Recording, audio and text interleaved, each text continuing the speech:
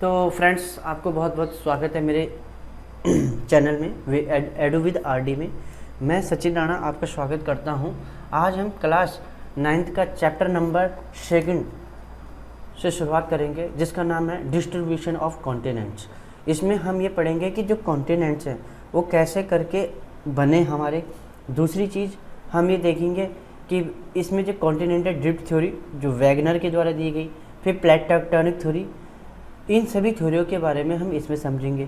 फिर हम ये देखेंगे कि इंडियन लैंड मास कैसे करके गोंडवाना लैंड से अलग हुआ और किस तरीके से भारत का लैंड मास बना, इंडियन लैंड मास बना।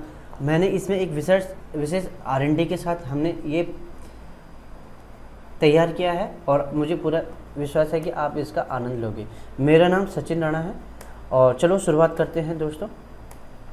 Continental drift theory. Continental drift theory ये सबसे मतलब कि ये थ्योरी जो वैगनर के द्वारा दी गई थी। ये थ्योरी में ये बताया गया कि कैसे करके कॉन्टिनेंट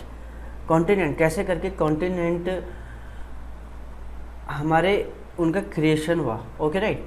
तो इसमें जैसा कि नाम से ही पढ़ने में आ रहा है कॉन्टिनेंटल ड्रिफ्ट मतलब एक मूव होना। Okay right. तो पहले एक विशाल कॉन्टिनेंट था, उस विशाल कॉन्टिनेंट का टूटना और फिर उस कॉन्टिनेंट के टूटने से जो छोटे छोटे टुकड़े थे वो ड्रिफ्ट होना शुरू हुए, तब जाके अदर कॉन्टिनेंट का क्रिएशन हुआ। तो कॉन्टिनेंटल ड्रिफ्ट थ्योरी ये अल्फ्रेड वैगनर के द्वारा 1912 में प्रेजेंट कर ली गई थी। आपसे ये भी पूछा जा सकता है कि अल्फ्रेड वैगनर ने कब कॉन्टिनेंटल ड्रिफ्ट थ्योरी दी थी, तो 1912 में दे दी थी। तो वैगनर ने क्या कहा? वैगनर ने कहा कि all the continent form a single continent mass. मतलब कि सारे जो आज के टाइम में जो कॉन्टिनेंट हमें दिखते हैं वो कभी क्या थे, एक सिंगल कॉन्टिनेंट के रूप में, सिंगल कॉन्टिनेंट मास था। और उसके चारों तरफ क्या था, एक विशाल समुद्र था। उसके विशाल समुद्र, ओशन, पानी ही था चारों तरफ। फिर कहा गया कि the super continent was named Pangaea. जो सबसे बड़ा जो कॉन्टिनेंट मतलब एक ही सिंगल कॉन्टिनेंट था, उसका नाम पेंजिया कहा। और जो दूसरा पार्ट यानी कि जो ओशनिक पार्ट था उसको पैंथलासा कहा गया। The mega ocean was called a Panthalassa. Okay. फिर उसने ये कहा कि 200 million year ago the super continent Pangaea begin to split. यानी कि जो पेंजिया था, जो इस सुपर कॉन्टिनेंट था, एक सिंगल कॉन्टिनेंट था, उसका टूटना शुरू हुआ। ओके। और उसके बाद जब Pangaea first block into 2 large continent masses. Wegener ने बताया कि जब ये पेंजिया टूटा तो ये 2 बड़े लार्ज कॉन्टिनेंट मासेस में टूटा। एक का नाम लॉरेशिया और दूसरे का नाम गोंडवाना लैंड। तो लॉरेशिया कहा गया नॉर्दर्न पार्ट को, जब जो उसका नॉर्दर्न सिरा था पेंजिया का, उसको कहा गया कि लॉरेशिया, और जो साउदर्न सिरा था उसको कहा गया गोंडवाना लैंड। Okay right. तो हम इसको एक पिक्चर के माध्यम से भी समझ तो हम ये देखते हैं कि इसमें एक जैसे कि बताया गया कि एक विशाल मतलब कि मेगा सिंगल यूनिट कॉन्टिनेंट ये था पूरा का पूरा। राइट। इसको मैं एक बार अपने पेंसिल से हल्का हल्का ड्रॉ कर लेता हूँ ताकि आप लोगों को ये चीज़ समझ में आ जाएगी। राइट।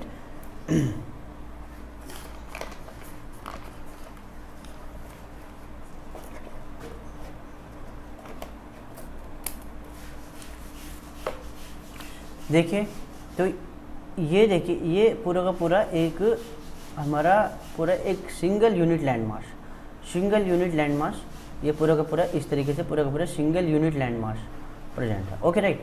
आप इस सिंगल यूनिट लैंड मास में देखोगे, इस पूरे का नाम दिया गया पेंजिया, इस पूरे का नाम दे दिया गया पेंजिया। ये पूरा का पूरा पेंजिया है। और जो इधर की तरफ ये जो दिख रहा है इधर, यानी कि वेस्ट की तरफ आपको दिख रहा है और ईस्ट की तरफ जो आपको दिख रहा है, तो ये सारा का सारा ओशियानिक पार्ट है। इसको कहा गया पैंथलासा। इसको क्या कहा गया? पैंथलासा कहा गया। और ये पूरे का पूरा जो एक लैंड मास है, इसको क्या कहा गया? इस पूरे के पूरे लैंड मास को क्या कहा गया? इसको कहा गया पेंजिया। Okay right. तो अब ये चीज़ समझनी थी कि जब according to continental drift theory, okay, ये दोनों के दोनों पार्ट, एक लॉरेशिया और एक गोंडवाना, ये पहले एक ही कॉन्टिनेंट के पार्ट थे। बाद में ये दोनों के दोनों लैंड मास अलग अलग हुए। इसके पीछे का कारण मैं आपको बताऊंगा कि ऐसा उसने क्या कारण माने, क्या what is the reason behind this one. Okay. कि ये दोनों पार्ट सेपरेट हो गए। ओके, तो ये अभी हम आगे बताएंगे अब आपको। तो उसने कहा, मतलब वैगनर ने कहा कि ये दोनों पार्ट अलग अलग हुई और इस तरीके से बीच में एक लाइन ड्रॉ, यानी कि ऊपर का पार्ट अलग हो गया, नीचे का पार्ट अलग हो गया, राइट। ऊपर के पार्ट में नॉर्दर्न पार्ट और नीचे का पार्ट नॉर्दर्न, ओके, और नीचे का पार्ट इसको कहा गया साउदर्न, इसको कहा गया southern part, northern and southern. तो नॉर्दर्न पार्ट को कहा गया लॉरेशिया एंड साउदर्न पार्ट को क्या कहा गया, गोंडवाना, गोंडवाना, राइट। तो अगर लॉरेशिया में देखा जाए तो क्या क्या पोर्शन आ रहे थे, उसमें यूरेशिया आ रहा था, उसमें नॉर्थ अमेरिका आ रहा था। और अगर साउदर्न में देखा जाए तो साउथ अमेरिका आ रहा था, अफ्रीका आ रहा था, India important, this one is important, India, फिर आ रहा था Australia is also important, India and Australia and Antarctica. तो ये सारे के सारे हमें ये पता होना चाहिए। आपसे पूछा जा सकता है कि जब गोंडवाना लैंड के स्टार्टिंग में कौन कौन से गोंडवाना लैंड किन किन से बनना था, south America, Africa, India, Australia और अंटार्कटिका, राइट। तो इतने क्लियर हो, राइट। अब इसमें एक और चीज़ इंपॉर्टेंट ध्यान रखने वाली बात यह है कि ये लॉरेशिया है, ये लॉरेशिया है, इंडिया और ऑस्ट्रेलिया इधर है, राइट। और ये बीच में क्या है इनके, ये है Tethys sea, important Tethys sea. ये बहुत इंपॉर्टेंट रोल प्ले करेगा जब हिमालय का फॉर्मेशन हो रहा होगा, क्योंकि इंडियन लैंड मास जो ये है, इंडियन लैंड मास ये यहाँ से सरकते हुए ऊपर की तरफ जाएगा, और जब ऊपर नॉर्थ की तरफ जाएगा तो ये टेथिस सी है जो बीच में, ये इसका सेडिमेंट मतलब आपको मालूम है सी में सेडिमेंट भी रहते हैं, अवसाद जिसको हम बोलते हैं, ठीक है। ये छोटे छोटे अवसाद मतलब कि जैसे कि आपके जिनसे हमारे कलेक्ट करने से जिनसे हमारा रॉक फॉर्मेशन ये सब कुछ होता है, वो सारा ये लैंड मास अपने साथ लेके हुए चलता है और फिर यहाँ टकरेगा। तो ये हम अभी फ़िलहाल बाद में पढ़ेंगे इस चीज़ के बारे में। पहले फ़िलहाल इतना समझना ज़रूरी है कि इस तरीके से ये चीज़ हमें, ओके, राइट, ओके।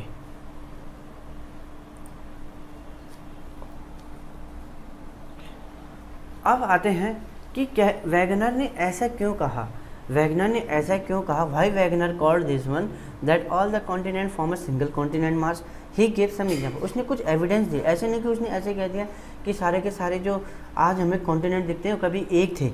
इसके पीछे उसने कुछ ना कुछ रीज़न दिए कि इसके पीछे के रीज़न क्या थे। तो पहला रीज़न था द मैचिंग ऑफ कॉन्टिनेंट, यानी कि मैचिंग अगर आप देखोगे कि जो shore lines of Africa and South America facing each other having a remarkable and unmistakable match, अर्थात कि जो इसको मैप के माध्यम से समझो ये, राइट। अगर आप यहाँ पर ये देखोगे जब पहले कभी ये क्या था, पूरा का पूरा एक था, उसके अकॉर्डिंग यही कहना है उसका, वैगनर का कहना था कि कभी पूरा पूरा एक था, और बाद में ये क्या हुई, अलग अलग हुई, बाद में ये अलग अलग हुई, राइट, ठीक है। मतलब पेंजिया एंड पैंथेलासा, जैसे कि हमें मालूम है ये जैसे हम बोलते हैं यूरेशियन प्लेट जो ऊपर की प्लेट हमें दिख रही थी, यूरेशियन प्लेट जो कि नॉर्थ में लाई कर रही थी, राइट। और ये Indian plate and Australian plate आज हमें यहाँ दिखाई देती, कभी ये कहाँ थी, अफ्रीकन प्लेट के साथ कनेक्टेड थी, यहाँ अफ्रीकन प्लेट के साथ कनेक्टेड थी। और ये अफ्रीकन प्लेट कहाँ थी, साउथ में, आज भी ये साउदर्न में ही है, आज भी ये साउथ में ही है, ऐसी बात नहीं, ठीक है।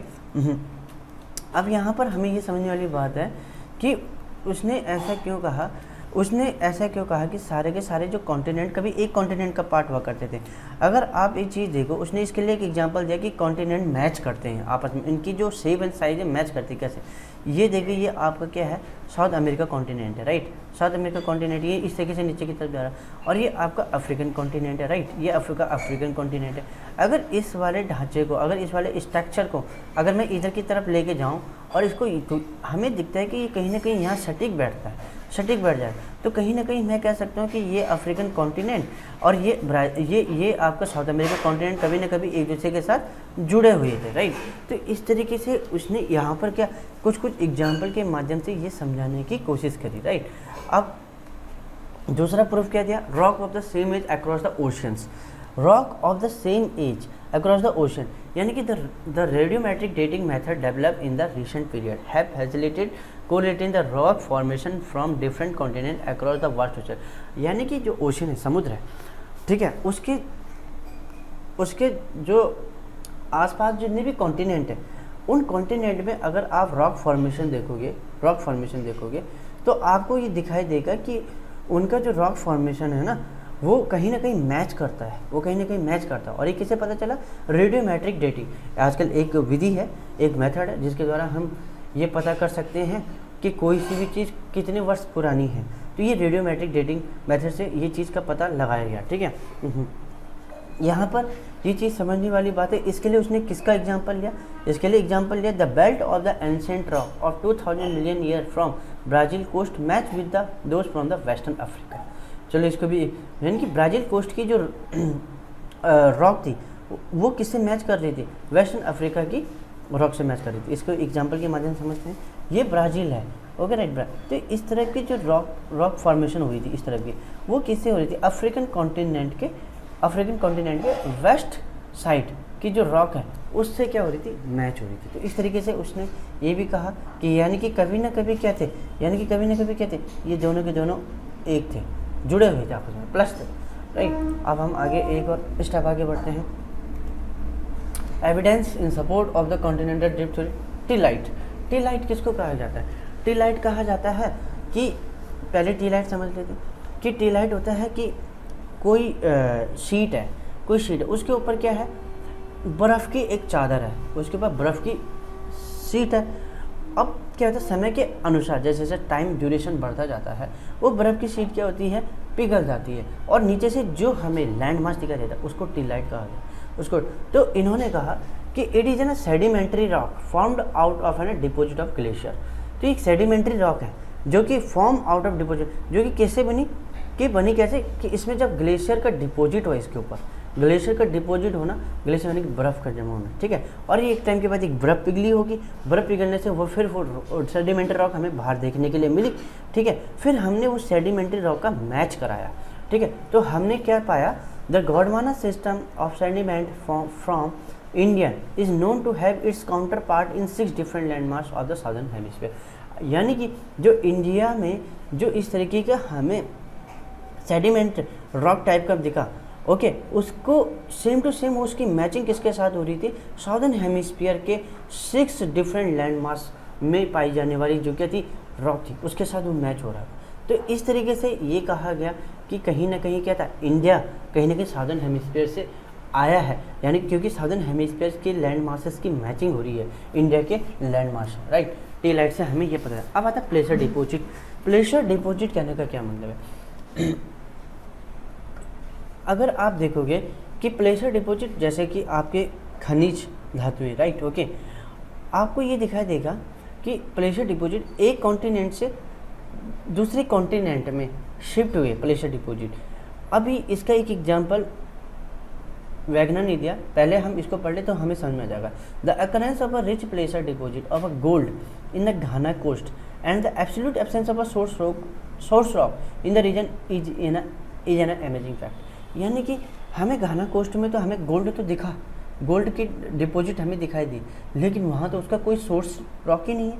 यानी कि वहाँ उसको हमें कहाँ से वो चीज़ मिली, ये हमें वहाँ पर उसका कोई सोर्स रॉक नहीं है, सोर्स नहीं है कि वहाँ कोई खान नहीं है गोल्ड की जो हमें वहाँ।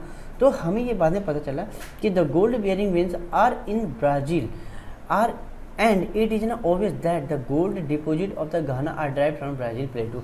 तो हमें सेम टू सेम गोल्ड्स की जो खाने हमें उस गोल्ड के जो रिसोर्सेज मिले वो हमें कहीं ना कहीं कहाँ मिले? ब्राज़ील के कोस्ट में मिले, ब्राज़ील के कोस्ट में मिले। और इस आधार पे कहा गया कि ये जो गोल्ड आज हमें घाना में दिखाई देता है ये ब्राज़ील प्लेटू से आया हुआ है। तो इसका एक एग्जांपल फिर से वही पिक्चर सेम टू सेम मैं आपके सामने में निकालूंगा। ये घाना है, ये आपका क्या है? सबसे पहले मैं आपको बता दूँ, ये आपका क्या है? वेस्ट अफ्रीकन कोस्ट है, वेस्ट अफ्रीकन कोस्ट है, राइट। वेस्ट अफ्रीकन कॉन्टिनेंट का वेस्ट कोस्ट है, ये घाना है, राइट, ये घाना है, ओके, राइट। और ये ब्राज़ील है, ये ब्राज़ील है, राइट। तो यहाँ जो आपको गोल्ड मिला उस गोल्ड के कोई रिसोर्सेस यहाँ मौजूद नहीं थे, वो गोल्ड के कोई रिसोर्सेस यहाँ मौजूद नहीं थे, तो रिसोर्सेस यहाँ नहीं थे। लेकिन यहाँ ब्राज़ील में भी गोल्ड मिला, ब्राज़ील की कोस्टों में भी गोल्ड मिला। तो ये गोल्ड मिलने का, और यहाँ तो इसका रिसोर्सेस है, यहाँ रिसोर्सेस अवेलेबल है। तो कहीं ना कहीं ये कहा गया कि इन रिसोर्सेस में जो गोल्ड था वही कहीं ना कहीं क्या वही कहीं ना कहीं गोल्ड यहाँ अवेलेबल है। तो ये कैसे अवेलेबल हुआ होगा, जब ये दोनों एक साथ जुड़े हुए होंगे। तो इस तरीके से ये एविडेंसेस निकाले गए इनके माध्यम से, राइट। तो distribution of fossils, distribution of fossil कहने का मतलब observation that lemur occur in India, Madagascar and Africa led some to consider a contiguous landmass Lemuria linking these three landmasses। यानी कि अब फॉसिल्स जैसे कोई जीव जंतु होता है, जब वो ख़त्म हो जाता है, जब वो मर जाता है, तो उसके जीवाश्म हमें, यानी कि उसके हमें जीवाश्म हमें धरातल में देखने के लिए मिलते हैं। तो इसी तरीके से एक लैमूर एक प्राणी पुराने टाइम में विद्यमान, उसके हमें जीवाश्म आज भी इंडिया, मेडागास्कर, अफ्रीका में हमें दिखाई देने के लिए मिला। जब वैज्ञानिकों ने ये चीज़ देखा तो वैज्ञानिकों ने कहा कि कभी न कभी ये तीनों लैंडमार्क क्या थे, एक साथ ही जुड़े हुए थे, तभी तो जाके एक जीव इन तीनों जगह विचरण कर पाया, एक एनिमल्स इन तीनों जगह क्या विजिट कर पाया। ओके, और उन्होंने इस पूरे संयुक्त लैंडमास को क्या नाम दिया, लेमोरिया लैंडमास नाम दिया, ठीक है ना। फिर ऐसे एक मेसोसॉरस है जो कि एक रेंगने वाला प्राणी है, ओके राइट। तो इसके भी स्केल्टन यानी कि इसका जो जीवाश्म टाइप का इसका जो ढांचा है, ये दो जगह मिला, एक तो अफ्रीका के साउदर्न केप प्रोविंसेस में, और दूसरा कहाँ, ब्राज़ील में मिला, ठीक है। तो इस तरीके से हमें ये देखने के लिए मिला कि फॉसिल से भी हमें ये देखने के लिए मिला कि कैसे करके कि ये लैंड मासेस आपस में कनेक्टेड हो सकते हैं, ओके राइट। अगर आप एक चीज़ देखो, लैमूर के बारे में आपको यहाँ पर दिखाऊं, तो लैमूर के स्केल्टन यहाँ पे दिखाई दिए, राइट। मेडागास्कर इधर कहीं है, मेडागास्कर यहाँ पर भी, मेडागास्कर में भी दिखाई दी, यहाँ इधर भी दिखाई दी, और दूसरा कहाँ दिखाई दी, अफ्रीकन में भी दिखाई दी, सॉरी अफ्रीकन ही है, राइट, सॉरी मुझसे थोड़ा सा मिस्टेक हो गई। 3 जगह हमें दिखाई दी, इधर इंडिया में, मेडागास्कर साइड में दिखाई दिया, और फिर फाइनली हमें अफ्रीकन में भी दिखाई दिया। तो इस तरीके से हमने कहा ये तीनों के तीनों लैंडमार्क्स कभी न कभी आपस में कहते हैं अटैच थे। तो इस तरीके से हमें ये सारी चीज़ें यहाँ से, इसका नाम दिया गया Lemuria landmark, right, Lemuria landmark, okay. Four different. अब हम समझे कि एक्चुअल में ये कॉन्टिनेंट, जब एक विशाल कॉन्टिनेंट, एक मेगा कॉन्टिनेंट था, तो ऐसा क्या हो गया कि ये कॉन्टिनेंट 2 भागों में टूट गया। एक लॉरिशिया के नाम से कहा गया, जिसको हम आज के डेट में अंगारा लैंड कहते हैं, और दूसरा गोंडवाना लैंड में टूट गया। तो वैगनर ने सजेस्ट किया कि इसके पीछे जो ड्रिफ्टिंग के पीछे जो रीजन है, उसके पीछे का है fling force and tidal force. Fling force किसको कहा जाता है? फ्लिंग फोर्सेस के बारे में, पोलर फ्लिंग फोर्सेस क्या होता है? पोलर फ्लिंग फोर्सेस ये होता है the earth rotate on its axis, right. Any object on the earth's surface experiences force pushing it away from the axis. This is a centrifugal force, and he suggests that this force causes the continent to be flung away from the poles toward the equator. आप एक चीज़ देखो, हमारी जो पृथ्वी है वो कैसे घूर्णन कर रही है, वो अपने एक्सिस में घूम रही है, राइट। तो जब कोई भी चीज़ आप देखो एक्सिस में, जब भी कोई भी चीज़ अपने एक्सिस में घूमती है, तो कोई भी चीज़ जो उसके सेंटर में लाई करती है, राइट, वो उसके सेंटर से क्या करती है, दूर भागने की कोशिश करती है और किनारों की तरफ जाने की कोशिश करती है, राइट। तो यही इसे पोलर फ्लिंग फोर्सेस का कहने का मतलब था कि लैंड मासेस के साथ भी यही हुआ कि वो क्या हुए, उनमें एक फोर्स लगा जब पृथ्वी के घूर्णन के साथ साथ, मतलब पृथ्वी जब रोटेट कर रही थी, हमारी अर्थ जब रोटेट कर रही है, तो हर चीज़ उसके एक्सिस से दूर होने की कोशिश करेगा। तो इससे क्या हुआ, जितने भी कॉन्टिनेंट, ओके, जो एक विशाल कॉन्टिनेंट जिसका हमने कहा पेंजिया स्टार्टिंग में, उसमें भी इसी तरह का पोलर फ्लिंग फोर्स हुआ, और वो कहीं ना कहीं क्या हुआ, उसने कहीं ना कहीं इसको क्या करा, डिवाइड करने की कोशिश करी। ये देखिए, ये हमने टॉप व्यू, इसको ये टॉप व्यू है ना, तो ये चीज़ देख ले जाए ना, तो ये पृथ्वी का एक्सिस है, राइट। अब ये जब इस तरीके से घूम रही है हमारी पृथ्वी, राइट, इस तरीके से हमारी पृथ्वी पूरी की पूरी घूम रही है, राइट। तो जब इस तरीके से घूम रही है, राइट, ये हमने घूमने की डायरेक्शन बता रही है, तो जो घूम रही है उससे क्या हुआ कि जो लैंड मास थे, ये जो विशाल विशाल लैंड मास थे, ये क्या होने लगे, विभक्त होने लगे, ये विभक्त होने लगे, सारे के सारे लैंड मास विभक्त होने लगे, राइट। विभक्त मतलब डिवाइड होने लगे, क्योंकि उनमें क्या होने लगे था, उन्हें एक्सिस से अपने आप को दूर हटाना था, ठीक है ना। तो इसलिए वो ज़्यादा देर तक एक दूसरे के साथ जुड़े ना रह पाए, ओके। तो ये पहला कारण दिया गया। दूसरा रीजन क्या दिया, टाइडल फोर्स। टाइडल फोर्सेस में आपको मालूम है, जैसे कि आज भी हमें ये देखने के लिए मिलता है, जो हमारे टाइड्स आती हैं, लो एंड हाई टाइड्स आती हैं, तो जब हमें मालूम है मून, अर्थ एंड जो हमारा सन होता है, जब इनकी ऐसी एक सीध में ये वन लाइन में लीनियर पोजीशन में जब आ जाते तब सबसे ज़्यादा अट्रैक्शन फोर्सेस लगते हैं अर्थ में, ठीक है। तो हमें ज्वार और भाटा जिसका हमने बारे में बताया, टाइड आता है उस टाइम पे। तो इसी तरीके से ये टाइडल फोर्सेस भी कहीं ना कहीं रिस्पॉन्सिबल था, कहीं ना कहीं इस कॉन्टिनेंट को क्या करना, तोड़ने में कहीं ना कहीं ये रिस्पॉन्सिबल था। अब तो ये कन्वेक्शन करंट थ्योरी जो है ये सबसे मतलब आर्थर होम्स की ये कन्वेक्शन करंट थ्योरी थी।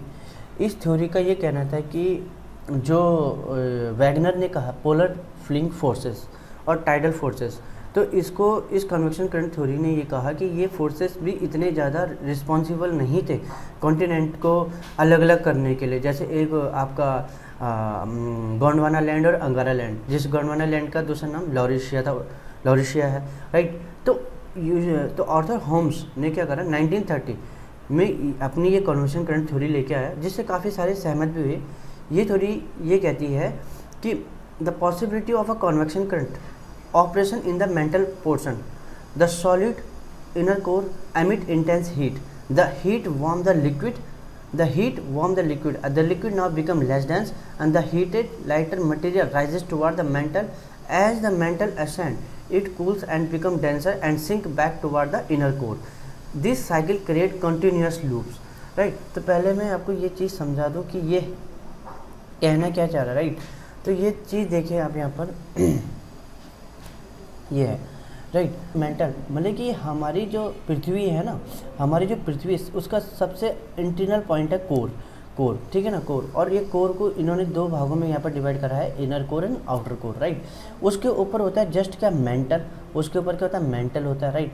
तो मेंटल भी कैसे होता है, मेंटल को भी तीन भागों में डिवाइड कर ले, मतलब कि एक लोअर मेंटल होता है, एक क्या होता है अपर मेंटल होता है, और एक मेंटल थोड़ा क्या होता है वो क्या होता है सॉलिड पोर्शन में होता है।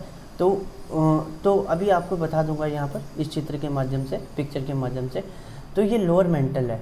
तो जो ये लोअर मेंटल है, ये लोअर मेंटल एक सॉलिड फॉर्म में होता है। ये वाला जो पोर्शन है, ये वाला जो पोर्शन है, मतलब कि इतना पोर्शन जो है ये लोअर मेंटल है। और ये कैसे फॉर्म में है, ये एक सॉलिड फॉर्म में है, राइट। ये लोअर मेंटल सॉलिड फॉर्म में है, राइट। और ये जो है अब ये अपर मेंटल आ गया, ये ऊपर क्या आ गया अपर मेंटल, जहाँ तक ये गया हुआ है, देखो ये मैं जहाँ मेरा पेन चल रहा है ये पूरा एक मेंटल पोर्शन है, और यहाँ तक क्या है मेंटल है, राइट। तो अपर मेंटल में देखो आप क्या आ रहा है, अपर मेंटल में आ रहा आपका ये एस्थेनोस्फीयर, जिसमें ये डॉट है, ये अपर मेंटल का पोर्शन है, इसको हम कह सकते हैं ये डॉट कुछ नहीं, ये एक लिक्विड है जिसको हम दूसरा नाम क्या कहते हैं मैग्मा। इसमें क्या हो रहा होता है, फ्लो हो रहा होता है, ओके, राइट। और इसके ऊपर एक हल्की सी क्या होती है, एक सॉलिड की क्या होती है लेयर होती है, यहाँ पर हल्की सी क्या होती है, एक सॉलिड की क्या होती है लेयर भी होती है, राइट। के ऊपर क्या हल्की सी एक क्या सॉलिड की लेयर है, ये आपको येलो कलर में ये दिख रही है, ये हल्की सी क्या है एक सॉलिड की क्या है लेयर है, राइट। ये सॉलिड की ये लेयर है, राइट, ओके। अब आपने देख लिया जो मेंटल था, मेंटल कैसे बना, एक तो नीचे जो क्या लोअर मेंटल क्या था, एक सॉलिड फॉर्म में था। फिर जो ये वाला मेंटल है, मतलब कि अपर मेंटल, जहाँ पर आपको क्या देखने के लिए मिलता है एस्थेनोस्फीयर, एस्थेनोस्फीयर, यानी कि ये एक आपका मैग्मा के फॉर्म में रहता है, लिक्विड के फॉर्म में रहता है। और इसके ऊपर क्या होती है, एक हल्की सी क्या होती है सॉलिड की क्या होती है, सॉलिड की लेयर होती है। सॉलिड मतलब जिसे हम कहते हैं कहीं दफ़े क्या कि सॉलिड की लेयर होती है, और उसके नीचे फिर वो क्या होता है मैग्मा होता है, ओके, राइट, ओके। अब एक चीज़ यहाँ पर गौर करने वाली बात ये है कि जो ये सॉलिड यहाँ पिक्चर में देखिए आप, ये जो सॉलिड की जो ये लेयर है, राइट, ये सॉलिड की जो लेयर है, राइट, ओके। और इस सॉलिड की लेयर के ऊपर क्या है, ये क्रस्ट है। ये जो ब्लैक कलर में आपको दिख रहा है ना, ये ब्लैक कलर में जो आपको दिख रहा है ये क्रस्ट है, यानी कि सॉलिड की लेयर के ऊपर क्या है, एक क्या है ब्लैक कलर की लेयर जो हमको पिक्चर में दिख रही है, वो क्या है क्रस्ट, जिसमें हम लोग क्या है रहते हैं, वही ये क्रस्ट है, राइट, क्रस्ट है। अब आपको यहाँ पर कुछ एक और चीज़ मैं आपको क्लियर करना चाहता हूँ कि जो ये लिथोस्फीयर है, जिसको हम लिथोस्फीयर कहते हैं, लिथोस्फीयर है ना, लिथोस्फीयर जो है ये दो चीज़ों से मिलकर के बना है। एक तो किससे बना है, क्रस्ट से बना हुआ है, और एक किससे बना है, टॉप मेंटल लेयर से बना है। टॉप मेंटल लेयर कौन सी वाली टॉप मेंटल लेयर, ये एस्थेनोस्फीयर वाली लेयर की बात कर रहे हो, ये डॉट डॉट वाली लेयर की बात कर रहे हो, या ये सॉलिड लेयर जो येलो है, तो ये टॉप मेंटल लेयर में कौन सा वाला आता है, सॉलिड लेयर। तो इस तरीके से आप कहोगे जब भी कहेगा क्वेश्चन में कि लिथोस्फीयर का क्रिएशन कैसे होता है, तो ये क्रस्ट और टॉप मेंटल लेयर यानी कि सॉलिड वाली जो लेयर होती है उससे ये लिथोस्फीयर का क्या होता है, क्रिएशन होता है। लिथोस्फीयर का उसी से ही क्या होता है, क्रिएशन होता है, राइट। अब यहाँ हम आगे पढ़ेंगे, इसी पिक्चर में मैं आपको समझा देता हूँ। एक क्या था, प्लेट टेक्टोनिक थ्योरी, अभी हम आगे पढ़ेंगे, राइट।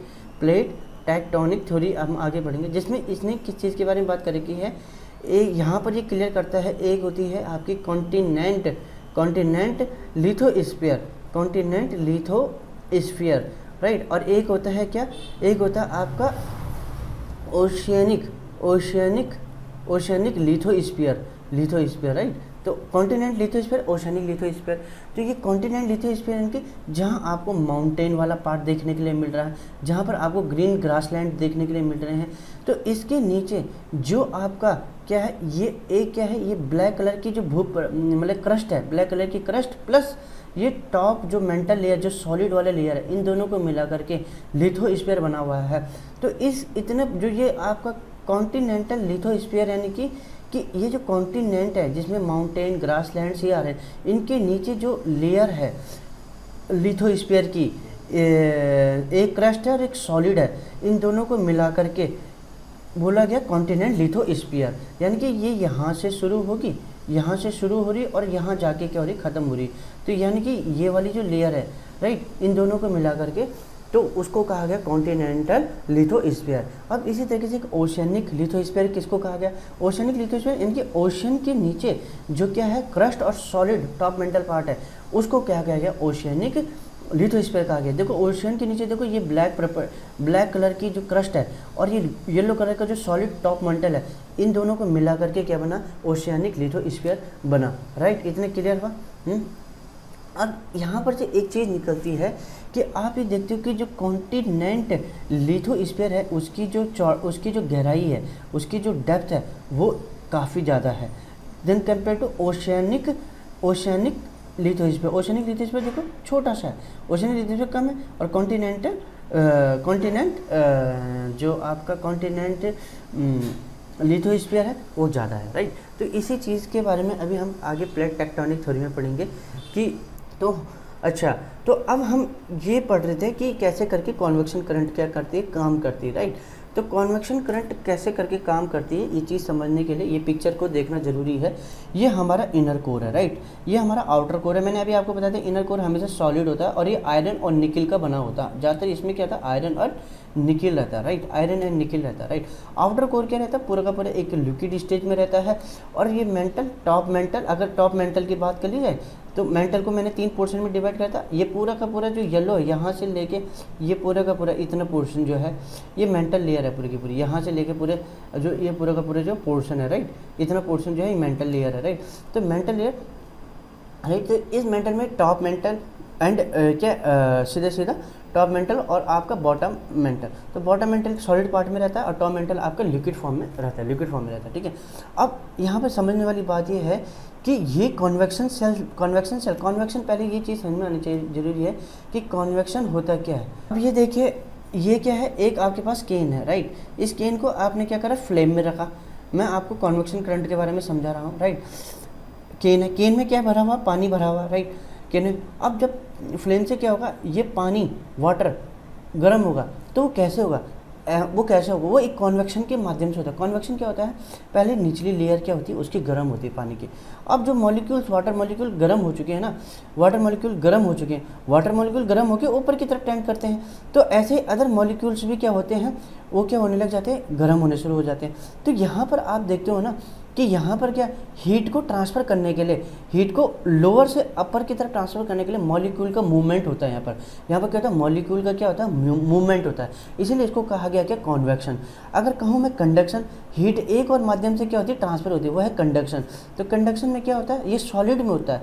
कॉन्वेक्शन किस में होता है, कॉन्वेक्शन आपका liquid and gases, liquid and gas में होता है, वही कंडक्शन किस में होता है, सॉलिड में होता है। सॉलिड में क्या होता है कि कोई सॉलिड है, कोई सॉलिड पार्ट है, माना आयरन का ही एक टुकड़ा है, राइट। तो इसमें क्या होता है कि आप इस आयरन के टुकड़े को जब गर्म करते हो, नीचे से जब फ्लेम से गर्म करते हो, तो आयरन के मॉलिक्यूल तो मूवमेंट तो होंगे नहीं, लेकिन ऐसा होगा कि क्या होगा, इसमें हीट का ट्रांसफर कैसे करते हैं, मॉलिक्यूल क्या करते हैं, हीट को क्या करते हैं, अपनी पोजीशन में बने रहते हैं, अपनी ही पोजीशन में बने रहेंगे। पहले लोअर लेयर गर्म होगी, फिर वो लोअर लेयर हीट को ट्रांसफ़र करेगी अपने से ऊपर वाली लेयर में, फिर अपने से ऊपर वाली जो लेयर है उसकी वो अपने से और ऊपर वाली लेयर में। तो इस तरीके से क्या हीट का ट्रांसफर होता है, लेकिन मॉलिक्यूल का क्या हो गया होता है, कोई भी मूवमेंट नहीं होता है। ये सबसे इंपॉर्टेंट चीज़ थी इसमें। तो इसमें क्या होता है कि जो हमारी क्या है, जो क्रस्ट है, ये लिथोस्फीयर है जो सबसे टॉप में आपको दिख रहा है, ये लिथोस्फीयर है। और मेंटल जो है इसमें, ये देखो मेंटल, इतना पोर्शन इसमें मेंटल का, राइट, मेंटल का, राइट। अब मेंटल का लोअर लेयर क्या है, ये क्या है आपका मेंटल का लोअर लेयर क्या है, इसमें ये सॉलिड पार्ट में। अब होता क्या है कि हमें मालूम है कि भाई हमारी जो कोर है ना बहुत ज़्यादा हॉट है, हमारी कोर बहुत ज़्यादा गर्म है, और लगभग इसका टेम्परेचर 4300 डिग्री सेल्सियस होते हैं, इतने हाई टेम्परेचर होता है। वहीं हमारा लिथोस्फीयर जो टॉप है, लिथोस्फीयर किसको बोलेगा, top mantle layer plus top mantle layer plus crust, right, इन दोनों को, राइट। तो अब क्या होता है कि जब यहाँ का जो, अगर मैं लिथोस्फीयर के टेम्परेचर के बारे में बात करूँ तो ये लगभग कितना 70 degree Celsius to 100 degree Celsius something इतने ही के बराबर ही टेम्परेचर होता है, राइट। अब क्या होता है कि इतना ह्यूज टेम्परेचर का डिफरेंस होना, इससे क्या होता है, एक थर्मल ग्रेडियंट फोर्स, क्या नाम बोला, थर्मल ग्रेडियंट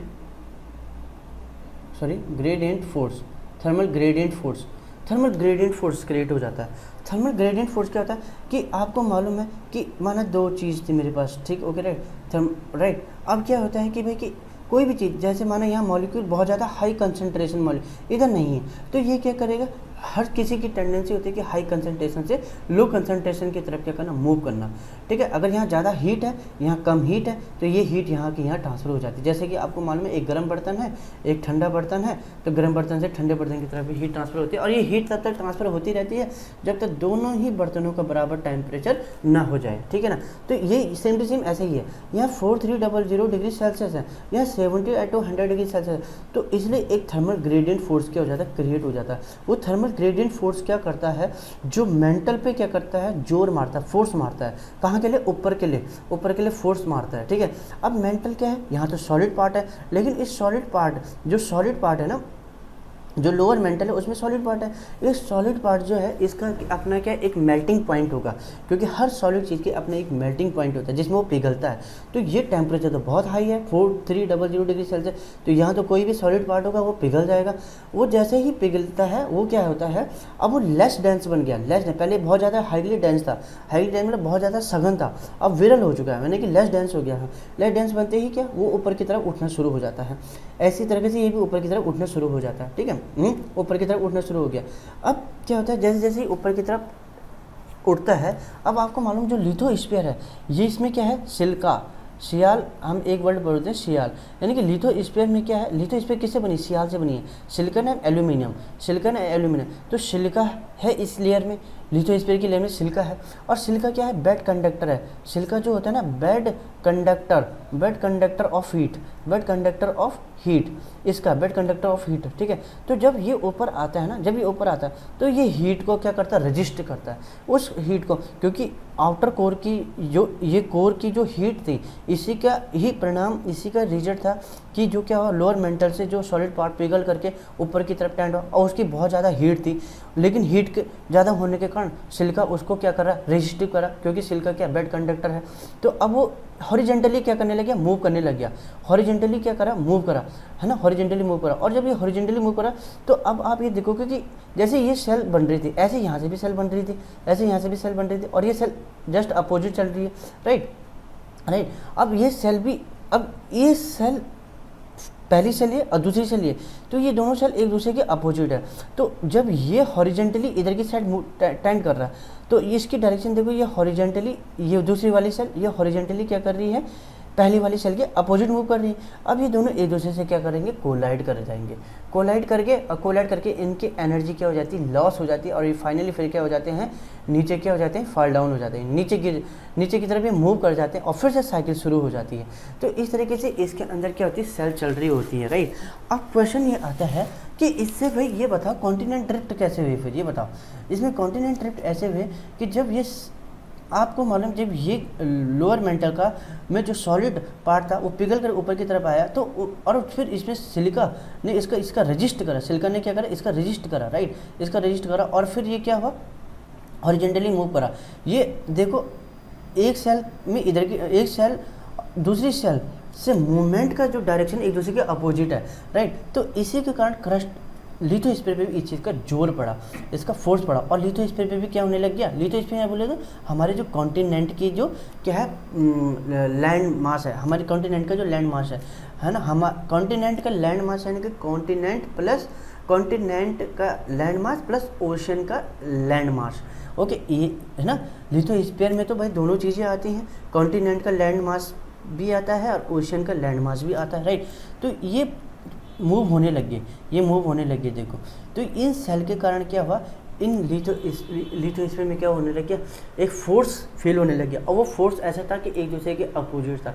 तो इस तरीके से कि कॉन्टिनेंट क्या होने लगे, एक दूसरे से क्या होने लगे, दूर भागने लगे। लिथोस्फीयर, कॉन्टिनेंट सही बात नहीं है, लिथोस्फीयर कहना सही है, लिथोस्फीयर कहना सही बात है। तो लिथोस्फीयर क्या एक दूसरे में से दूर होने लगे और कहीं ना कहीं डिवाइड भी होने शुरू हो गए। तो इस तरीके से कॉन्वेक्शन करने की ये चीज़ हमें समझाने की कोशिश करी, राइट। तो आई होप आप इस चीज़ को समझे होंगे। अब हम आगे बढ़े, अब आता है प्लेट टेक्टोनिक थ्योरी। तो प्लेट टेक्टोनिक थ्योरी जो थी ये आई थी किसके बाद, continental drift theory. Continental drift theory में कहीं ना कहीं क्या थी कि ये कहा गया कि भाई टाइडल फोर्स काम करेगा और आपका कहीं ना कहीं क्या कि पोलर फ्लिंग फोर्सेस काम करेगा।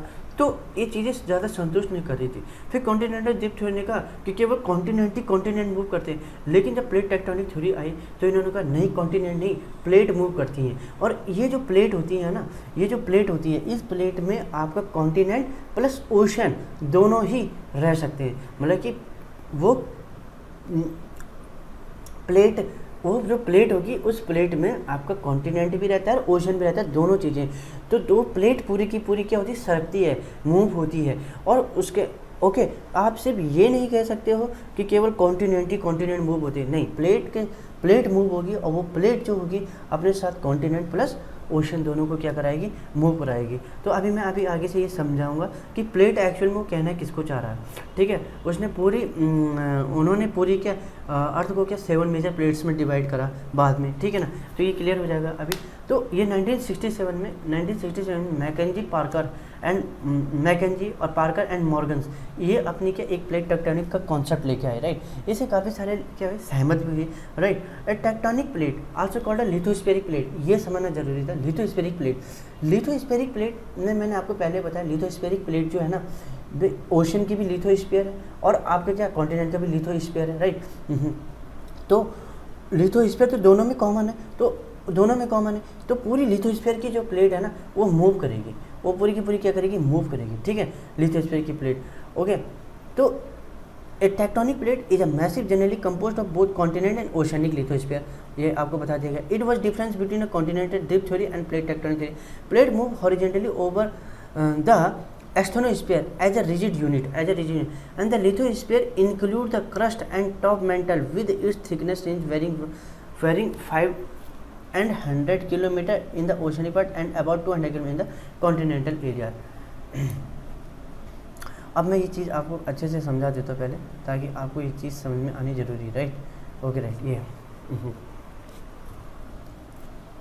देखो, अभी सबसे पहले थोड़ी देर पहले मैंने आपको बताया प्लेट क्या होती है। सबसे पहले प्लेट समझाता हूँ, प्लेट टेक्टोनिक कहने का क्या मतलब है, राइट। तो प्लेट कहने का मतलब है कि लिथोस्फीयर में क्या आता है, टॉप मेंटल प्लस क्रस्ट आता है, प्लस क्या आता है, क्रस्ट, ये दोनों चीज़ें आती है, राइट। अब टॉप मेंटल ये है, माना मैं यहाँ पर एक चित्र बना रही हूँ, ये टॉप मेंटल है, राइट। इसके ऊपर क्या है, क्रस्ट है, ये टॉप मेंटल है, ये क्या है, क्रस्ट है, ये क्या है, क्रस्ट है। अब इसमें क्या है अब यहाँ एक तरफ क्या है, कॉन्टिनेंट है, ये कॉन्टिनेंट यानी कि माउंटेन है, माउंटेन है। यहाँ सी, यहाँ पर क्या है, ग्रासलैंड भी, ग्रासलैंड है, राइट। और यहाँ पर क्या है, सी, यहाँ पर क्या है, सी, सी, राइट, सी, राइट, ये क्या है, सी है, राइट, ओके, ये क्या है, सी है, राइट। तो अब आप ये देख रहे हो कि क्रस्ट और मेंटल इन दोनों के मिलने से क्या बना, लिथोस्फीयर बना। तो इस लिथोस्फीयर में दो चीज़ें एक साथ हो सकती है, कॉन्टिनेंट भी और ओशन भी, यही आपको समझाना चाह रहा था। और ये लिथोस्फीयर कुछ नहीं बल्कि क्या है, एक प्लेट, इसका नाम दिया गया प्लेट। तो प्लेट, ये प्लेट पूरी की पूरी एक प्लेट है जिसमें कॉन्टिनेंट भी और ओशन भी है, राइट। तो पहली चीज़ ये क्लियर हुई। दूसरी चीज़ ये क्या कहना चाह रहा है कि, एक मिनट, ये एक पिक्चर बनाई है, ये क्या है, कॉन्टिनेंट है, यहाँ पर क्या है, ये आपका मतलब कि जिसको हम क्रस्ट कह रहे हैं। लेकिन देखो ये चीज़ है, ये सी है, तो इसका तो क्रस्ट, इसका जो बेस है वो यहाँ से शुरू हो जा रहा है, मतलब कि ये लेयर से शुरू हो जा रहा है। लेकिन इस कॉन्टिनेंट का बेस कहाँ से शुरू हो रहा है, एक कॉन्टिनेंट का बेस यहाँ से शुरू हो रहा है, देखो। तो इसकी क्रस्ट क्या है, काफ़ी ज़्यादा गहरी है। और ये लगभग कितनी है, 200 किलोमीटर है। और ये लगभग कितना है, ये 100 किलोमीटर है। तो अंतर आया ना, क्रस्ट अंतर आया ना लिथोस्फीयर में, लिथोस्फीयर में अंतर आ गया। तो यहाँ पर ये समझना ज़रूरी था कि जो लिथोस्फीयर दोनों के लिए अलग अलग होता है, कॉन्टिनेंट के लिए अलग होता है और किसके लिए, ओशन के लिए अलग अलग होता है। किस चीज़ के मामले में, डेप्थ के मामले में, लेकिन दोनों में कॉमन क्या है, लिथोस्फीयर ही है। तो लिथोस्फीयर का एक टोटल नेम क्या दे दिया गया, प्लेट, प्लेट दे दिया गया। अब ये प्लेट एक समझने वाली बात है कि इतना जब समझ में आ गया कि जो लिथोस्फीयर है, राइट, वो लिथोस्फीयर जो है, राइट, वो क्या है, नीचे सॉलिड पार्ट है, नीचे सॉलिड पार्ट है, टॉप मेंटल जिसको मैं कह रहा हूँ, टॉप मेंटल है, और इधर ऊपर क्या है, इधर क्रस्ट है, इधर ऊपर क्या है, क्रस्ट है। लेकिन इसके नीचे क्या है, इसके नीचे मैग्मा है, मैग्मा। और मैग्मा कैसा था, एक लिक्विड फॉर्म होता है। तो इसलिए क्या होता है कि ये लिथोस्फीयर ही पूरा का पूरा क्या होता है, आसानी से क्या हो जाता है, इस मैग्मा के ऊपर क्या होता है, फ्लो हो जाता है। ये फ्लो, ये पूरी की पूरी लिथोस्फीयर मतलब ये प्लेट है, ये प्लेट है, ठीक है। ये प्लेट क्या हो जाती है, आसानी से इसके ऊपर क्या हो जाती है, मूव हो जाती है, राइट। तो इसी आधार पर हमारे जो टोटल हमारी जो अर्थ है उसको क्या कर लेंगे, 7 मेजर प्लेट जो कि क्या है, इस एस्थेनोस्फीयर, ये जो एस्थेनोस्फीयर है इसके ऊपर क्या कर रही हैं, मूव कर रही हैं, इसके ऊपर मूव कर रही हैं, ठीक है। अब समझते हैं हम आगे। प्लेट, अब हम आगे पढ़े तो जो प्लेट है ना, प्लेट, इस प्लेट को कहीं बार हम कहते हैं कि यार ये कैसी प्लेट है, लैंड प्लेट है, लैंड प्लेट है।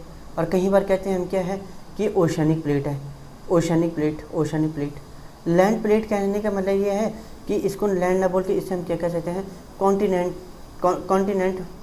प्लेट है, कॉन्टिनेंटल प्लेट है, राइट, कॉन्टिनेंटल प्लेट है। और कई बार हम इसे ओशनिक प्लेट। तो किस आधार पर कहते हैं ऐसा, हम इस आधार पर कहते हैं कि जो वो प्लेट है ना, वो प्लेट है जो कि दो चीज़ों से मिलकर बनी है। बहुत बार समझा दिया मैंने आपको, दो चीज़ों से मिलकर बनी है। एक तो इसमें क्या है, आपका टॉप मेंटल पोर्शन आ रहा है, टॉप मेंटल पोर्शन आ रहा है, एक इसमें क्या आ रहा है, क्रस्ट आ रहा है, ठीक है। हम ये चीज़ देखते हैं कि इस प्लेट का अधिकांश जो एरिया है वो किससे कवर है, वो कॉन्टिनेंट से कवर है कि ओशन से कवर है। अगर वो ओशन से कवर ज़्यादा है तो उस प्लेट को हम, पूरा प्लेट को क्या कह देते हैं कि वो प्लेट कैसी प्लेट है, एक ओशनिक प्लेट है। अगर उस प्लेट का अधिकांश भाग क्या है, कॉन्टिनेंट उस प्लेट में बहुत ज़्यादा पोर्शन में आ रहा है तो हम उसे कहते हैं कॉन्टिनेंट प्लेट कहते हैं। आगे हम इनके बारे में बताएंगे कि कौन कौन सी कॉन्टिनेंट प्लेट है, कौन कौन सी आपकी ओशनिक प्लेट। जैसे कि अगर आप सुने होंगे पैसिफिक ओशन प्लेट, क्योंकि उस प्लेट में क्या है, पैसिफिक प्रशांत महासागर, पैसिफिक ओशन मतलब कि पानी, वाटर ज़्यादा आ रहा है, इसलिए पैसिफिक ओशनिक प्लेट उसका नाम पड़ा। ऐसे हम बोलते हैं कॉन्टिनेंट के यूरेशियन कॉन्टिनेंट प्लेट ना, यूरेशियन कॉन्टिनेंट मतलब क्योंकि उसमें क्या आता है, कॉन्टिनेंटल पार्ट उसमें ज़्यादा आता है। तो टोटल हमने इस तरीके से क्या कर रखा है, हमने टोटल 7 मेजर प्लेट्स में हमने अपने पूरी पृथ्वी को क्या कर रखा, डिवाइड कर रखा। अरे ऐसे बहुत और भी ऐसे क्या बहुत सारी छोटी मोटी प्लेटों में फिर हमने उसके अलावा भी डिवाइड किया हुआ है, ठीक है। तो ये जो आगे की जो लाइन है आपको ये समझना चाहिए, प्लेट में भी refer to as a continental plate और oceanic plate depending on which of the two occupy a large portion of the plate. Pacific plate is a largely an oceanic plate, whereas the Eurasian plate may be called as a continental plate, right? The theory of plate tectonic proposed that the earth is divided into 7 major and some minor plates. तो ये बता दिया है कि वे कि plate tectonic जिसको किसने publish करा था, मैकेंजी, पार्कर एंड मॉर्गन ने करा था। इन्होंने कहा था कि जो हमारी जो अर्थ है वो क्या करती है, इसको क्या करती है, 7 मेजर प्लेट टेक्टोनिक थ्योरी के आधार पर। अब यहाँ पर आपको ये समझने वाली बात है कि जो प्लेट टेक्टोनिक थ्योरी है, इस प्लेट टेक्टोनिक थ्योरी ने ये कहा कि पृथ्वी क्या है 7 major plates and some minor plates में क्या है डिवाइड हो रखी है। तो हम उन मेजर एंड माइनर प्लेट्स की चर्चा करते हैं, राइट। तो ये मेजर एंड माइनर प्लेट्स हैं, राइट। तो इनका एक पिक्चर भी अभी सामने आ जाएगा, राइट। तो देखो the major plates are as follow, measurement तो टोटल 7 प्लेट्स मेजर प्लेट्स हैं। पहली चीज़ देखो अंटार्कटिका प्लेट्स, अंटार्कटिका प्लेट्स। अब ऐसे नहीं अंटार्कटिका प्लेट्स है तो उसमें क्या है, उसके जो सराउंडिंग है ना ओशनिक प्लेट भी आ रही है, लेकिन उसको नाम दे देंगे अंटार्कटिका प्लेट्स, ठीक। ऐसे ही क्या है North American plates with western Atlantic floors, separated from the South America plate along the Caribbean island plates. एक बार मैं आपको पिक्चर के माध्यम से ये सारी चीज़ समझा देता हूँ तो आसानी रहेगी। देखो ये प्लेट्स हमारी, राइट। तो प्लेट्स कैसे कैसे डिवाइड है देखो। हाँ, सबसे पहली प्लेट्स कौन सी है, पहले नंबर की प्लेट देखो ये है, राइट। कहाँ से शुरू हो रही है, ये अंटार्कटिका प्लेट है। अंटार्कटिका प्लेट देखो यहाँ से शुरू हो रही है बिल्कुल इस तरीके से, और ये ऐसे ऐसे करके इस तरीके से ये है, ये है आपकी कौन सी प्लेट, पहले नंबर की प्लेट्स है। ये पहले नंबर की पूरी क्या प्लेट, क्या इस प्लेट में ओशन नहीं आ रहा है, ये क्या आइसलैंड प्लेट है, राइट। तो ये पॉइंट और ये पॉइंट अलग अलग नहीं है, ये दोनों पॉइंट आपस में क्या है जुड़े हुए हैं। ये पृथ्वी हमारी कैसे एक रोटेट वे में रहती है, गोल रहती है, तो ये आपस में जुड़े हुए, राइट। पहली प्लेट ये होगी। दूसरी प्लेट को अगर मैं समझूँ तो ये है साउथ अमेरिकन प्लेट्स, ये है साउथ अमेरिकन प्लेट्स देखो ये है साउथ अमेरिकन प्लेट्स। ये जहाँ मेरे पेन चल रहा है आप इससे ध्यान दो, ये साउथ अमेरिकन प्लेट्स है, राइट। ये साउथ अमेरिकन प्लेट्स है, राइट। तो दूसरे नंबर की प्लेट ये होगी साउथ अमेरिकन प्लेट। क्या साउथ अमेरिकन प्लेट में लैंड मास भी आ रहा है, देखो साउथ अमेरिकन प्लेट में लैंड मास आ रहा है इतना, और इसमें क्या ओशनिक पार्ट भी आ रहा है। ये ओशनिक पार्ट कौन सा है, आपको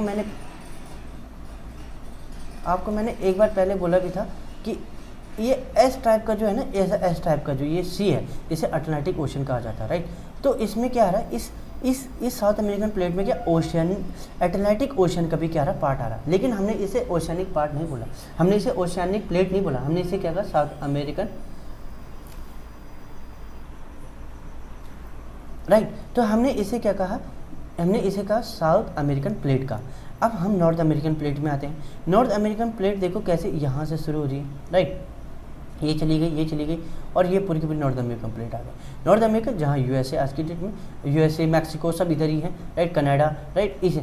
लेकिन हमने अब यहाँ ओशनिक पार्ट भी तो आ रहा है, मतलब अटलांटिक आ रहा है, अटलांटिक ओशन आ रहा है पूरा का पूरा अटलांटिक ओशन आ रहा है, राइट। ये अटलांटिक ओशन है, राइट। तो बट हमने इसे क्या कहा नॉर्थ अमेरिकन, क्योंकि इसमें क्या रहता है कॉन्टिनेंट पार्ट इस प्लेट में क्या रहा है ज़्यादा आ रहा है, इस प्लेट में क्या रहा है कॉन्टिनेंट पार्ट ज़्यादा आ रहा है, ओशनिक पार्ट कम आ रहा था, इसलिए इसे मैंने नॉर्थ अमेरिकन प्लेट का नाम दे दिया नॉर्थ अमेरिकन प्लेट, राइट। अब हम यूरेशियन प्लेट देखें तो यूरेशियन प्लेट देखो इतनी बड़ी, यूरेशियन प्लेट काफ़ी लंबी चौड़ी प्लेट है। यूरेशियन प्लेट देखो ये है, यूरेशियन प्लेट ये है। तो यूरेशियन प्लेट में देखो लैंड मास देखो ये है, और ये सी ओशनिक पार्ट है। तो यूरेशियन प्लेट में भी देखो तो लैंड मास ज़्यादा आ रहा है, तो इस पूरी प्लेट का नाम हमने फिर यूरेशियन प्लेट का, ठीक है, राइट, ओके। अब आता है हमारा अफ्रीकन प्लेट देखो ये शुरू हुआ अफ्रीकन प्लेट में देखो अगर आप एक चीज़, इसमें भी क्या आ रहा है अटलांटिक ओशन आ रहा है, अटलांटिक ओशन एस टाइप का, ये अटलांटिक ओशन आ रहा है इसमें। और अफ्रीकन लैंड मास बोले तो अफ्रीकन जो कॉन्टिनेंट है, अफ्रीकन कॉन्टिनेंट है, इसमें बहुत सारे क्या हैं कंट्रीज आती हैं, राइट। तो हमने इस पूरे प्लेट का नाम, ये जो पूरी प्लेट थी ना, यहाँ से शुरू हो रही थी प्लेट, इस पूरी प्लेट का नाम हमने क्या कहा अफ्रीकन प्लेट कह दिया, इस पूरी प्लेट का नाम हमने अफ्रीकन प्लेट कह दिया। अब आती इंडो ऑस्ट्रेलियन प्लेट, ये इसकी कहानी आगे हम और विस्तार से पढ़ेंगे कि कैसे कैसे करके यहाँ पर है। इंडो ऑस्ट्रेलियन प्लेट की पहले देख लो कहाँ से शुरू हो रहा है। ये इंडो ऑस्ट्रेलियन प्लेट देखो यहाँ चल रहा है, ये चल रहा है, ये पूरा का पूरा इंडो ऑस्ट्रेलियन प्लेट है, राइट। ये इंडो ऑस्ट्रेलियन तो क्यों, क्योंकि इसमें इंडियन लैंड मास भी आ रहा है और ऑस्ट्रेलियन प्लेट भी आ रहा है, ठीक है। यहाँ बीच में देखो क्या इंडियन ओशन नहीं आ रहा है, ये इंडियन ओशन है, राइट। लेकिन इंडो ऑस्ट्रेलियन प्लेट है, इसका इस प्लेट का नाम इंडो ऑस्ट्रेलियन प्लेट नाम दे दिया गया, राइट। अब ऐसे ही यहाँ देखिए यहाँ पैसिफिक, अब जो टोटली ओशनिक प्लेट्स है कौन सी, ये देखिए पैसिफिक यहाँ से शुरू हो रही, पैसिफिक ओशन प्लेट्स, ये पैसिफिक ओशन प्लेट्स यहाँ से शुरू, ये पूरी पैसिफिक ओशन प्लेट्स है, ये पूरी की, और कहाँ ये पैसिफिक ओशन प्लेट्स यहाँ है, और ये यहाँ पर भी आपको इसका कुछ क्या दिख रहा है, पोर्शन दिख रहा है, राइट। ये पैसिफिक ओशन प्लेट्स है, पैसिफिक प्लेट्स है, क्योंकि यहाँ पूरा का पूरा क्या है, पूरा का पूरा समुद्र है, पैसिफिक, प्रशांत महासागर, हिंदी में प्रशांत महासागर कहा जाता है, ठीक है, प्रशांत महासागर है, राइट, ओके। अब इसके अलावा हमारे पास छोटी छोटी प्लेटें भी, जैसे सबसे पहले एक कोकस प्लेट है, कोकस प्लेट, ये देखो कोकस प्लेट, अगर ये है, ये कोकस प्लेट क्या है, north America, but mid north American plate, mid north America और पैसिफिक प्लेट के ठीक बीच में है, ठीक है, पैसिफिक प्लेट के ठीक बीच में। ऐसा तो नहीं कि भाई नॉर्थ अमेरिका के टॉप में तो नहीं आ रहा है, नीचे ही आ रहा है, मिड साइड में आ रहा है, ठीक है। तो नॉर्थ अमेरिका और पैसिफिक प्लेट के ठीक बीच में आता है कोकस प्लेट। नज़का प्लेट किसमें है, नज़का प्लेट, ये देखो नज़का प्लेट जो है ना साउथ अमेरिका और पैसिफिक प्लेट के ठीक बीच में आती है, ठीक है। तो नज़का प्लेट भी आपको पता होना चाहिए। ऐसे ही यहाँ पर क्या एक फिलीपींस प्लेट है, फिलीपींस प्लेट, तो फिलीपींस प्लेट देखो ये क्या है आपका एशियन मतलब कि ये कहीं ना कहीं एशियन कॉन्टिनेंट है, राइट। तो Asian continent and Pacific plate के बीच में आपकी फिलीपींस प्लेट आ रही है। तो इस तरीके से यहाँ पर से हम समझे कि प्लेटों के बारे में हमने क्या पढ़ा, इसमें अंटार्कटिका प्लेट पढ़ी, राइट। दूसरी हमने नॉर्थ अमेरिका प्लेट पढ़ी, नॉर्थ अमेरिकन प्लेट, ठीक। साउथ अमेरिकन प्लेट भी हमने देख ली वहाँ पर, ठीक है ना। हमने ये देखा नॉर्थ अमेरिका, साउथ अमेरिका क्या है, वेस्टर्न अटलांटिक के साथ क्या है, वेस्टर्न अटलांटिक ओशन है। अटलांटिक ओशन का क्या वेस्ट पार्ट है, देखिए अटलांटिक ओशन का वेस्ट पार्ट कैसे कहा जा रहा है, देखो ये अटलांटिक ओशन है, ये जो पूरा का पूरा जो बीच में चल रहा है ना, ये अटलांटिक ओशन है, राइट। तो इस अटलांटिक ओशन को अगर देखा जाए ना, ये अटलांटिक ओशन ऐसे करके फ्लो हो रहा है, राइट, ऐसे करके फ्लो हो रहा है, राइट। तो इधर की साइड क्या ईस्ट पार्ट है इसका, इधर की साइड इसका क्या वेस्ट पार्ट है। तो आप देखोगे कि नॉर्थ अमेरिका तो इधर है, नॉर्थ अमेरिका इधर है, और यहाँ साउथ अमेरिका है। तो नॉर्थ अमेरिका से क्या वेस्टर्न अटलांटिक लग रहा है, साउथ अमेरिका के साथ क्या वेस्टर्न अटलांटिक लग रहा है। तो ये चीज़ समझ नहीं होनी पाती यहाँ पर कि कहने क्या जा रहा है, ठीक है साहब, ठीक है। Western Atlantic flow, Pacific plate जो कि मैंने बताया पूरी Indo Australian New Zealand plate, New Zealand भी उसमें, इंडो ऑस्ट्रेलियन प्लेट में न्यूजीलैंड भी आता है। अफ्रीकन प्लेट आ गया with eastern Atlantic flow, eastern Africa के लिए कैसे हो गया, ईस्टर्न अटलांटिक फ्लो हो गया। देखो यहाँ पर देख लीजिए ये ईस्टर्न अटलांटिक फ्लो कैसे कहा, ये देखो ये पूरा का पूरा एस्ट, देखो ये आपका क्या है ऐसे करके चल रहा है, राइट। इधर क्या है नॉर्थ अमेरिका है, इधर क्या है साउथ अमेरिका है, इधर क्या अफ्रीका है, इधर क्या अफ्रीका। तो इसके साथ ये तो अटलांटिक ओशन चल रहा था बीच में, ये अटलांटिक ओशन इस तरीके से फ्लो हो रहा है, राइट, अटलांटिक ओशन। तो इधर क्या आ रहा है ईस्टर्न क्या है अटलांटिक है, ईस्टर्न अटलांटिक, क्योंकि ये साइड मैंने कहा ईस्ट है अटलांटिक ओशन के, और ये साइड क्या सिर्फ वेस्ट साइड है। तो ईस्टर्न अटलांटिक के साथ क्या कर रहा है, वो टच कर रहा है, राइट, ओके। और फिर यूरेशिया प्लेट के बारे में भी आप समझिए। Some important minor plates are listed below.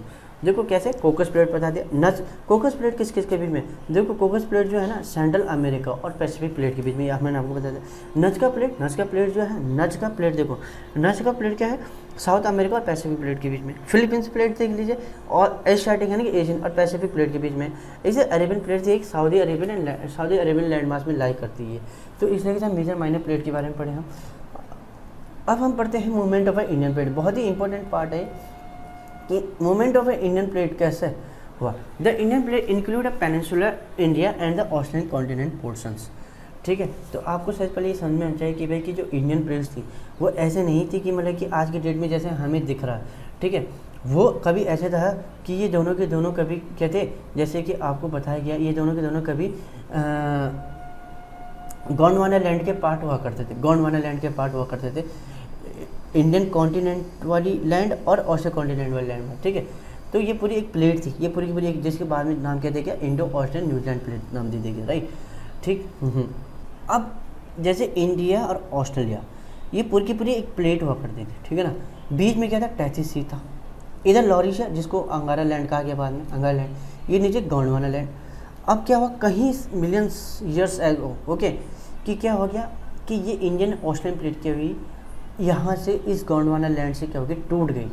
टूटने के बहुत सारे कारण आपको बताए कि जैसे कि वैगनर ने कहा टाइडल फोर्स, फिर पोलर फ्लिंग फोर्स, और इसी तरीके से convection current theory Arthur Holmes की आई, उन्होंने ये सब कुछ सुझाव दिया, ठीक है। तो जब ये टूटे तो ये कहाँ मूव हुई, ये तो नॉर्थ की तरफ चला गया इस तरीके से, और ये कहाँ चले गया, इसकी डायरेक्शन इसकी डायरेक्शन जो रही नॉर्थ ईस्ट की तरफ रही, नॉर्थ ईस्ट की तरफ ऑस्ट्रेलियन प्लेट, और इंडियन प्लेट नॉर्थ की तरफ क्या है मूव होती गई।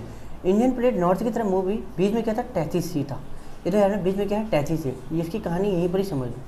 टैथिस सी था, यहाँ इंडियन कॉन्टिनेंट ऊपर की तरफ मूव करा, राइट। अब जब ये इंडियन की तरफ ऊपर की तरफ मूव किया ये, ठीक है, तो यहाँ किससे टकराए, यूरेशियन प्लेट, सबसे विशाल प्लेट यूरेशियन प्लेट से टकराए, यूरेशियन प्लेट से टकराया। अब यहाँ पर ये समझने वाली बात है कि जब ये यूरेशियन प्लेट से टकराया उसके बाद से ही हमारे क्या हुए कि क्या हिमालयन का क्या हुआ फॉर्मेशन होना शुरू हुआ, राइट, हिमालयन का फॉर्मेशन होना शुरू हुआ। तो यानी कि जो आज के डेट में हमें क्या दिखाई देता है, डेक्कन प्लेटू, है ना, जैसे हम इंडिया मतलब जो कि क्या जो कि इंडिया के पेनिनसुलर पार्ट में, राइट, पेनिनसुलर पार्ट में है, वो पहले से ही क्या था इस कॉन्टिनेंट में जुड़ा हुआ था, इसमें जुड़ा हुआ था।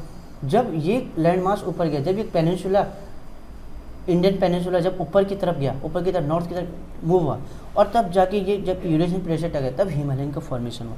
तो इससे हम एक चीज़ कह सकते हैं कि जो पेनिनसुलर एरिया है इंडिया का वो बहुत पुराना पार्ट है, वो पहले का बना हुआ पार्ट है।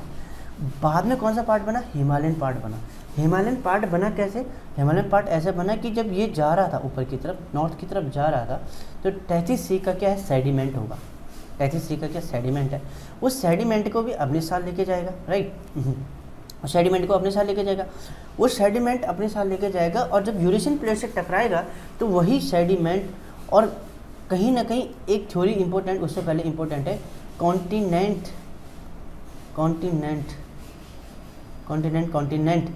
कोलिजन हुआ यहाँ पर, कॉन्टिनेंट कोलिजन टकरा हुआ।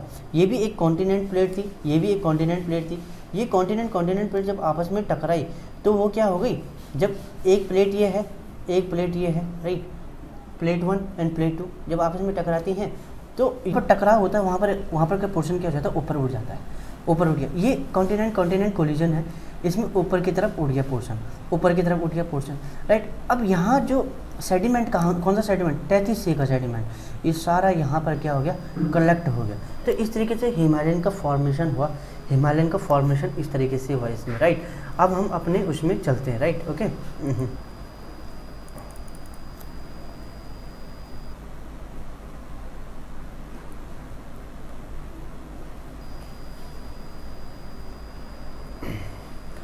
तो इसमें कहा जा रहा है कि the Indian plate include peninsula India and the Australian continent portion, right. तो इंडियन ऑस्ट्रेलियन कॉन्टिनेंट प्लेट जिसको हम कहते हैं उसमें पेनिनसुला इंडिया था और उसमें साथ में ऑस्ट्रेलियन कॉन्टिनेंट भी था, right. The subduction zone along the Himalayas form the northern plains boundary in the form of an continent convergence. जो कॉन्टिनेंट कन्वर्जेंस हुआ ना, तो हिमालय के साथ साथ क्या हुआ, वो नॉर्दर्न प्लेन का भी फॉर्मेशन होना शुरू हो गया, नॉर्दर्न प्लेन्स का फॉर्मेशन होना शुरू हो चुका था। ये हम आपको आगे की क्लासेस की वीडियो में बताएंगे कि नॉर्दर्न प्लेन्स की सारी डिटेल हम आपको बताएंगे, कहाँ पर इसकी लोकेशन है, कहाँ पर क्या है, राइट, ओके। अब आगे, India were the large island situated off the Australian coast in a vast ocean. The TTC separated it from the Asian continent till about 225 million year ago. Okay, तो ये कहना चाह रहा है कि भाई कि इंडिया और ऑस्ट्रेलिया कॉन्टिनेंट ये दोनों एक ही थे, ठीक है ना। इनको टैथिस सी के द्वारा अलग कर लिया गया था, किससे, एशिया कॉन्टिनेंट, जो आज की डेट में हमें एशिया कॉन्टिनेंट दिखाई देता है। और ये कब की कहानी है, 225 मिलियन ईयर एगो की कहानी है, मतलब बीच में कहता है टैथिस सी था, ये ज़्यादा इंपॉर्टेंट है। India is suppose to have started her north world journey about 200 million year ago. India ने अपनी जर्नी शुरू करी 200 million year ago at the time when Pangaea broke, कब, जब पेंजिया टूटा। India collided with Asia about 40 to 50 million year ago. फिर उसके बाद इंडिया क्या, जब नॉर्थ वर्ल्ड जर्नी करने लग गया तो इंडिया क्या हो गया, टकराया भी, एंड इसके कारण causing rapid uplift of the Himalaya. आपको मैंने बताया कि जब दो प्लेटें आपस में टकराती हैं तो क्या हो गया, ऊपर का बीच का पोर्शन ऊपर उठ गया और उसे हिमालय का क्या हुआ, फॉर्मेशन हुआ। फिर का पावर, ये देखिए मैंने आपके लिए एक पिक्चर निकाली है, इस चीज़ को देखिए। ये देखो इंडियन प्लेट्स ऊपर की तरफ क्या, नॉर्थ की तरफ क्या हो रही है, टैंड होती जा रही है, ये ऊपर की तरफ जाती जा रही है, राइट। ये कहाँ से निकली है, गोंडवाना से। और ये क्या है, यूरेशियन प्लेट है, ये यूरेशियन प्लेट से टकरा गए। तो ये जो पोर्शन था ना, ये हिमालय का फॉर्मेशन हो रहा। इधर क्या हुआ, इधर क्या नॉर्दर्न प्लेन्स, इधर नॉर्दर्न प्लेन्स का क्या हुआ, क्रिएशन होना शुरू हो गया, नॉर्दर्न प्लेन का भी क्रिएशन होना शुरू हुआ।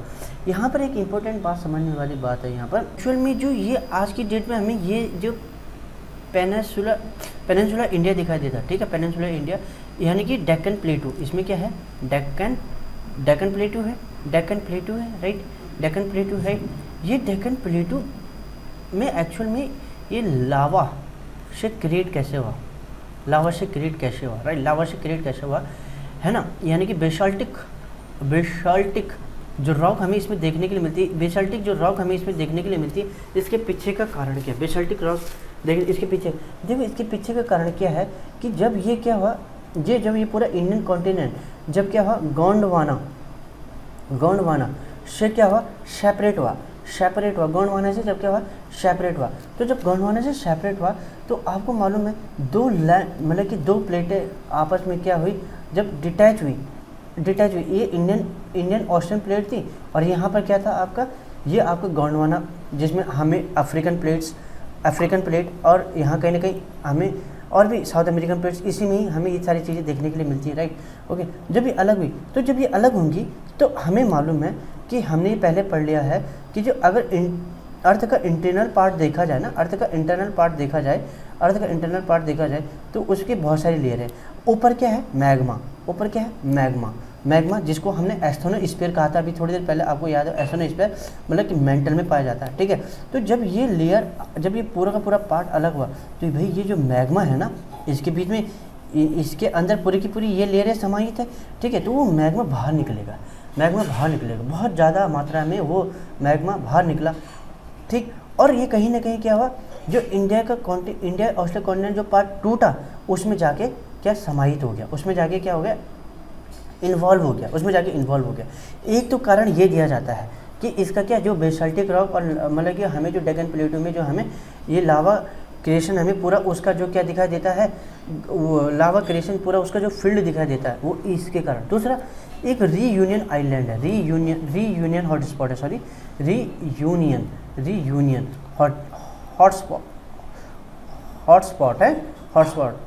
हॉटस्पॉट। ये कहीं ना कहीं क्या है, रीयूनियन हॉटस्पॉट जो है मेडागास्कर के आसपास है, ठीक है। तो जब ये इस तरीके से ये मतलब कि नॉर्थ की तरफ हमारा इंडियन कॉन्टिनेंट जा रहा था, इंडियन कॉन्टिनेंटल प्लेट जा रही थी, तो ये इस जो ये रीयूनियन हॉटस्पॉट है, इसके ऊपर से गुजरा। ये हॉटस्पॉट इसलिए फेमस है क्योंकि इस हॉटस्पॉट से क्या होता है, लगातार क्या होता है, मैग्मा बाहर निकल रहा होता, बार बार बाहर निकल रहा होता है। ये हमेशा एक एक्टिव है, जिससे क्या होता है, बार बार मैग्मा बाहर निकल रहा होता है, बहुत ज़्यादा एक्टिव। तो हमारा इंडियन लैंड मास इसके ऊपर से गुजरा, तो ये मैग्मा बाहर निकल करके इसकी सतह में फैल गया, और इस तरीके से हम कह सकते हैं कि जो डेक्कन प्लेटू जो था ना, वो पूरा का पूरा क्या होगा, बेसाल्टिक रॉक जो आज हमें देखने के लिए मिलती है, उसके पीछे यही कारण हमें दिया जाता है, राइट, ओके। अब हम आते हैं during the movement of the Indian plate, अब ये कहानी सुनो। During the movement of Indian plate toward the Eurasian plate, a major event that occur was the outpouring of lava and formation of the Deccan trap, ठीक, बताते समझाते आपको ये चीज़ें। This start somewhere around 60 million year ago and continue for a long period of time, और फिर ये long period of time तक ऐसा होता रहा कि धीरे धीरे करके क्या, ये जो लावा इसके पूरे के पूरे क्षेत्र में क्या एरिया में फैलता रहा।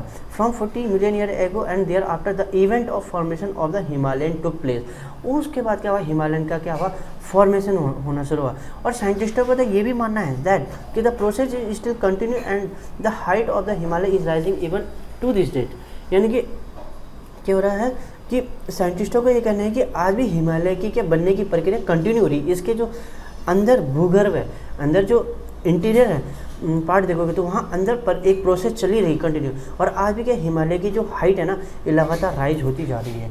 तो इस तरीके से हिमालय एक सबसे ज़्यादा क्या है, नवीन पर्वत श्रृंखला है, माउंटेन रेंजेस है, ओके, राइट, ओके।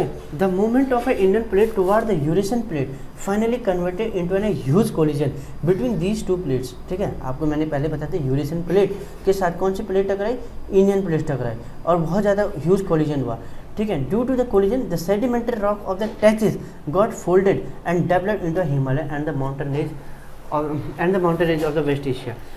सिंपल सा है कि जब ये इससे टकरा, जब ये माउंटेन मतलब कि माउंटेन हिमालयन माउंटेन का फॉर्मेशन इस प्रकार से हुआ कि जब वो आपका पेनिनसुला इंडिया टकराया ग्रेटर मतलब पेनिनसुला इंडिया जब ये टकराया यूरेशियन प्लेट से, तो यूरेशियन प्लेट से टकराने के बाद जो बीच में टैचिस सी का सेडिमेंट था वो क्या हो गया, अपलिफ्ट हो गया और इस तरीके से हिमालय का क्या हुआ, फॉर्मेशन हुआ, राइट। तो I hope you understand all the lecture in a very careful way, and I hope you enjoy it, okay, and thank you for watching, and for more watching touch with us, okay।